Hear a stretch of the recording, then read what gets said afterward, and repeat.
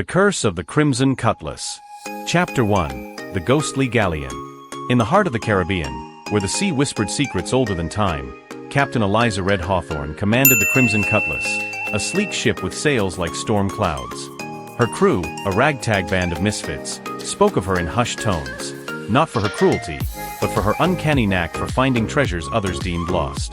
Yet, whispers also clung to her name, a curse, they said, tied to a ruby-encrusted cutlass she'd won in a duel with a spectral pirate. One moonless night, the Crimson Cutlass sailed through a fog so thick it seemed to choke the stars. The crew, restless, muttered about the ghostly galleon, a ship said to appear only to those doomed to join its eternal voyage. Eliza, standing at the helm, gripped her cutlass, its ruby glinting faintly, as if alive. "Steady, lads," she called, her voice cutting through the fog. "No ghost ship will claim us tonight." But then it came, a shadow in the mist, a galleon with tattered sails and lanterns glowing an unnatural green. The crew froze as a chilling laugh echoed across the water. A figure, skeletal yet clad in decayed finery, stood on the galleon's deck, pointing a bony finger at Eliza. "Return what ye stole, Red Hawthorne," it rasped, "or sail with the damned forever." Chapter 2. The Duel at Devil's Reef. Eliza, never one to back down, steered the Crimson Cutlass toward the ghostly ship. Her first mate, a grizzled man named Tobin, begged her to turn back. "That blade's cursed, Captain. Ye took it from Captain Mordecai's grave. His spirit won't rest."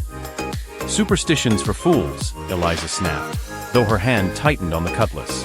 She'd found it on a forgotten island, buried in a chest with bones and a warning carved in stone: "Whoso wields this blade shall never know peace." She'd laughed then, but now, with the ghostly galleon looming, doubt crept in. The ships met at Devil's Reef, a jagged outcrop where waves screamed like banshees. The spectral captain boarded the Crimson Cutlass, his blade dripping with seawater that burned the deck. "The cutlass is mine," he hissed. "You'll pay for your theft." Eliza met him in a duel, her blade clashing against his with sparks that lit the fog. The ruby glowed brighter with each strike, as if feeding on the fight. Her crew watched, torn between fear and loyalty, as she parried and lunged. Finally, with a desperate swing, she disarmed the ghost, sending his blade into the sea. "Take it and be gone," she roared, hurling the cutlass after it.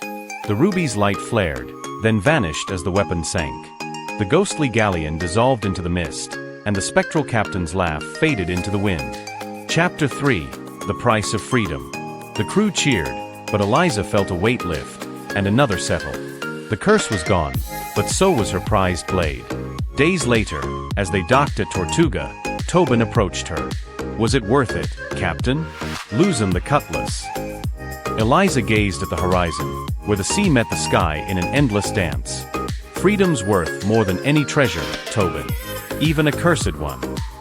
That night, as the crew drank and sang, a new rumor spread: Red Hawthorne had bested a ghost and broken a curse. But in her cabin, Eliza carved a small mark into her desk, a reminder that some treasures come at a cost too steep to pay twice.